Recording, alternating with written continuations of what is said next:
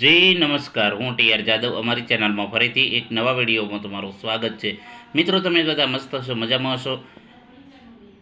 મિત્રો, આ વિડીયોમાં વાત કરીશું જીએસઆરટીસી હેલ્પર ભરતી 2026 જે ટૂંક સમયમાં આવશે. તો એના માટે ઘણા મિત્રો મેસેજ કરી રહ્યા છે, ફોન કરી રહ્યા છે કે સર, અગાઉ જે પેપર પૂછાયેલા તો એમાંથી કયા ટોપિકમાં કેટલું પૂછાયેલું, તો એના વિશે એનાલિસિસ કરીને એક વિડીયો બનાવજો. તો તેના માટે આપણે બધાના વિદ્યાર્થીઓના હિતમાં એક વિડીયો બનાવેલો છે કે અગાઉ જે પ્રશ્નપત્ર હતું એમાં કયા ટોપિકમાં કેટલું પૂછાયેલું, તો એ સંપૂર્ણ એનાલિસિસ કરીને આ વિડીયો બનાવેલો છે. તો સંપૂર્ણ પેપર એનાલિસિસ પ્રમાણે અગાઉ હેલ્પરના પેપરમાં કયા ટોપિકનું કેટલા માર્ક્સનું પૂછાયેલ, તો તેના વિશે સંપૂર્ણ ચર્ચા કરીશું. તો ચાલો મિત્રો, જે અહીં આપણે એનાલિસિસ પ્રમાણે અહીં બનાવેલું છે, તો અહીં વાત કરીશું જે ઇલેક્ટ્રિશિયન ટ્રેડનું જે છે 5 માર્ક્સનું છે. મતલબ કે 1-2 માર્ક્સનું આગું પાછું થઈ શકે છે, કેમ કે અલગ અલગ પેપર પ્રમાણે, પરંતુ મોસ્ટ ઓફલી આ લગભગ જે સરખું છે 5-6 માર્ક્સનું જે છે પૂછાય છે ઇલેક્ટ્રિશિયનનું. તો ઇલેક્ટ્રિશિયન જેમણે કરેલું છે તો એમના માટે આ 5 માર્ક્સ તો જવા ન જોઈએ, કારણ કે પોતાના ટ્રેડનું છે. અને બીજાને પણ આ ઇલેક્ટ્રિશિયનના જે બેઝિક ઇલેક્ટ્રિસિટી છે એના પણ હજી વિડીયો આપણે બનાવીશું. તો એ 5-6 માર્ક્સનું અંદાજે પૂછાય છે, બરાબર. જે છે આ અંદાજિત કેટલા પ્રશ્નો હોય છે, તો 5 થી 6 માર્ક્સનું હોય છે અંદાજિત ઇલેક્ટ્રિશિયનનું. એના પછી ફિટર જે એમણે કરેલું છે એમના માટે તો આ 7-8 માર્ક્સ ન જવા જોઈએ.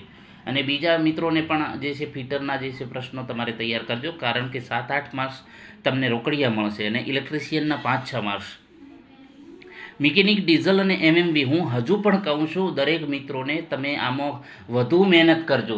જેમણે મિકેનિક, ડીઝલ કરેલું અને એમએમવી કરેલું છે એમના માટે તો સારો એવું ચાન્સ છે, કારણ કે 20 થી 22 માર્ક્સનું પૂછાયેલું છે. જેટલા પણ પેપર એનાલિસિસ કર્યા છે 2022નું, 2025નું, અગાઉ જે પૂછાયેલા એમાં પણ જોયેલું. તો આ જે છે આ એનાલિસિસ પ્રમાણે આટલું પૂછાય છે. તો તમારે આના ખ્યાલ પ્રમાણે તમારે તૈયારી કરવાની કે કયા ટોપિકમાં કેટલા માર્ક્સનું પૂછાશે. જો એના પ્રમાણે જો તમે તૈયારી કરશો તો 100% સફળતા મળશે ને મળશે. આ મારો અંદાજ છે, કારણ કે તમે જે છે ચોક્કસ દિશામાં સાચી મહેનત કરશો તો તમને 100% ફાયદો થશે. તમે સિલેક્શન તમારું પાકો ચોક્કસ થઈ જશે. તો આજે છે એ પ્રમાણે એનાલિસિસ પ્રમાણે આપણે કહીએ છીએ કોમન એટલે કે ઇલેક્ટ્રિશિયન છે, ફિટર છે, પછી મિકેનિક, ડીઝલ છે, એમએમવી છે, વેલ્ડર છે, બરાબર. તો આ બધા જે છે પહેલા જે સેમિસ્ટર હતા, અથવા તો જે 6 મહિના, તો 6 મહિના, હવે વર્ષ છે તો 6 મહિના જે હોય છે દરેકને સરખું ભણવાનું હોય છે. કોમન જેમાં ગેજીસ હોય છે, પછી હેન્ડ ટૂલ્સ હોય છે, બરાબર. તો એ ટાઈપના જે કોમન પ્રશ્નો છે તો એ દરેક માટે સરખા હોય છે. મેઝરિંગ ટૂલ્સ છે, બરાબર. તો એ જે કોમન પ્રશ્નો છે 15 માર્ક્સના છે, 15 થી 17 માર્ક્સના પૂછાય છે. કોમન કયા પ્રશ્નો છે તો એનો પણ વિડીયો આપણે બનાવીશું, એટલે તમને ચોક્કસ ખ્યાલ આવે. જો સાચી દિશામાં તમે મહેનત કરશો તો ઓછા સમયમાં, મતલબ કે ઓછી મહેનત કરશો તો પણ તમે સિલેક્શન મેળવી લેશો. અને જો પ્રોપર દિશામાં તમે મહેનત નહીં કરો તો ગમે એટલા દિવસના 5 કલાક વાંચો કે 10 કલાક, પરંતુ જો સાચી દિશા નહીં હોય તો તમને સફળતા નહીં મળે. પછી વેલ્ડરના જે છે 4 થી 5 પ્રશ્નો હોય છે, અને એન્જિનિયર ડ્રોઈંગના ફિક્સ 5 પ્રશ્નો જે છે એન્જિનિયર ડ્રોઈંગના ફાઇનલ 5 પ્રશ્નો હોય છે. તો આ પ્રમાણે તમારે જે છે નક્કી કરવાનું છે કે અમારે કઈ રીતે ટેકનિકલના જે છે એમસીક્યુ જે છે ટેકનિકલ 50 માર્ક્સનું છે, તો કઈ રીતે તૈયારી કરવી. તો આના ઉપરથી તમને ખ્યાલ આવશે કે અમારે વધારે ફોકસ કોના ઉપર ધ્યાન દેવું. તો તમારે સૌથી પહેલાં તો આ તૈયાર કરી લેવાનું, એમએમવી અને મિકેનિક, ડીઝલ અને કોમન પ્રશ્નો. આટલું તમે કરશો તો તમારે 30 થી 35 માર્ક્સ કમ્પ્લીટ થઈ જશે. પછી ઇલેક્ટ્રિશિયનના 5 છે, એન્જિનિયર ડ્રોઈંગ પણ છૂટવું ન જોઈએ, કારણ કે એ રોકડિયા માર્ક્સ છે. અને ઇલેક્ટ્રિશિયન છે, ફિટર છે, બરાબર. આ ટ્રેડો પર વધુ ભાર દેવું. અને આ જે કોમન પ્રશ્નો છે એ દરેક ટ્રેડના છે, બરાબર. એટલે એમાંથી દરેક જેટલા પણ ટ્રેડો છે, બરાબર, એમના તમામે તમામ એમાં પ્રશ્ન આવી જશે, જે કોમન છે સરખા બધાના માટે. એના પછી ગુજરાતી, અંગ્રેજી 5-5 માર્ક્સનું, એટલે 10 માર્ક્સ એ છે. પછી વર્તમાન પ્રવાહો જે છે 4 થી 5 માર્ક્સ અથવા તો 4 થી 7 માર્ક્સનું પણ પૂછી શકે છે, પરંતુ મોસ્ટ ઓફલી જે પેપર જોઈએ એમાં 4 થી 5 માર્ક્સનું વર્તમાન હોય છે, 5 થી 6 માર્ક્સનું પણ હોઈ શકે. પછી આ જે છે નોન ટેકનિકલમાં જે વર્તમાન 4 થી 5-6 માર્ક્સનું હોય છે. ગુજરાતની ભૂગોળ સૌથી વધારે 14 માર્ક્સનું પૂછાયેલું છે, અને ગુજરાતનો ઇતિહાસ 7. એટલે કે તમારે આ બે ટોપિક કરી જ લેવા, ગુજરાતની ભૂગોળ અને ઇતિહાસ.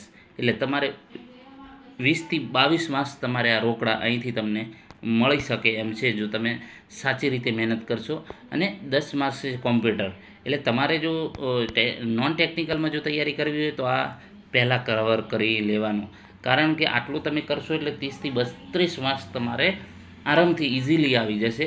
અને ગુજરાતી વ્યાકરણ, અંગ્રેજી વ્યાકરણ તમે વધુ ના મહેનત કરો અને થોડી કરો તો 4 થી 5 માર્ક્સ તમારે એ ક્લિયર થઈ જાય, તો 35-36 માર્ક્સ અહીંથી તમારે ક્લિયર થઈ જાય. અને સામાન્ય જ્ઞાન છે 3 થી 4 માર્ક્સનું અંદાજિત આવે છે. તો આ રીતનું મિત્રો તમારે તૈયારી કરવી પડશે. જો આ રીતે તમે તૈયારી કરશો તો 100% તમને ફાયદો થશે. તો અહીં તમે એ પ્રમાણે જોયું, બરાબર. આમાં વધઘટ થઈ શકે છે. સામાન્ય જ્ઞાનના 5 પણ પ્રશ્નો હોય છે, એ પ્રમાણે આમાં 5 થી 7 પણ પ્રશ્ન મૂકી દે એ એમના આધારે, પરંતુ 5 થી 7 માર્ક્સનું આમાં ચોક્કસ આવે છે, અને આના પણ 3 થી 5 માર્ક્સનું અંદાજે આવી જાય છે. તો એ પ્રમાણે તમે જો પ્રોપર તૈયારી સાચી દિશામાં મહેનત કરશો તો 100% તમે સફળતા મેળવશો. તો મિત્રો આ જે છે ઘણો સમય જે છે પસાર કરી, અને એ પ્રમાણે તમારા માટે આ માર્ક્સ કેટલા કયા જે પેપર એનાલિસિસ કરીને બનાવેલું છે. તમે કરજો એનાલિસિસ, એટલે તમને ખબર પડે કે એક વિડીયો બનાવતા કેટલો સમય લાગે છે. તો એ પ્રમાણે મિત્રો ચેનલમાં નવા હોય તો ચેનલને સબસ્ક્રાઈબ કરી લેજો, અને વધુમાં વધુ વિડીયો લાઇક અને શેર કરજો, જેથી કરીને અમને મોટિવેશન મળે કે ન, હજુ પણ વિદ્યાર્થીઓ તૈયારી કરી રહ્યા છે તો એમને મદદ કરીએ. તો વધુમાં વધુ વિડીયો શેર કરજો અને લાઇક કરવાનું ન ભૂલતા મિત્રો. અને આપણે સમગ્ર ગુજરાતમાં જરૂરિયાતમંદ વિદ્યાર્થીઓને આપણે મદદ કરવા માટે તૈયાર છીએ, અને વધુમાં વધુ જરૂરિયાતમંદ વિદ્યાર્થીઓને ફાયદો થાય એ માટે તમે પણ લાઇક અને શેર કરતા જાઓ. શેર જેટલું કરશો એટલું બીજાને ફાયદો થશે. કારણ કે અગાઉ પણ જે 2024-25માં જે ભરતી આવી હતી હેલ્પરમાં, તો ઘણા મિત્રોને આપણા જે ચેનલ વિશે માહિતી નથી, તો એ લોકો પસ્તાઈ રહ્યા છે, મેસેજ કરી રહ્યા છે કે સર તમારી ચેનલ વિશે અમને ખ્યાલ નહોતો, નહીં તો અમે પણ હેલ્પર બની જોત. તો તમે પણ વધુમાં વધુ શેર કરજો, જેથી કરીને જેમને જે છે સગવડતા નથી, જેમને સ્પેશિયલ જે છે એકેડેમીમાં જઈ નથી શકતા, તો એવા ગુજરાતના છેવાડાના વિદ્યાર્થીઓને તમે પણ સપોર્ટ કરતા રહેજો, જેથી કરીને એમનું પણ ઉજ્જવળ ભવિષ્ય બને. આપણું ધ્યેય ચોક્કસ હોવું જોઈએ કે ના ભાઈ, આપણે કંઈક સારું કામ કરી લઈએ જિંદગીમાં. કોઈકની જિંદગી સુધરતી હોય તો એ કોઈકના સારું ભવિષ્ય બનતું હોય તો એમાં પણ આપણે ભાગ આપી શકીએ, તો જેથી એનું પણ ઉજ્જવળ ભવિષ્ય બને. તમને પણ કોઈકે વિડીયો શેર કર્યો હશે ત્યારે આ ચેનલ તમને પણ મળી છે, તો એ રીતે બીજા વિદ્યાર્થીઓને પણ પોતાનું ભવિષ્ય ઉજળું બને એ માટે તમે પણ વધુમાં વધુ વિડીયો શેર કરજો. આભાર.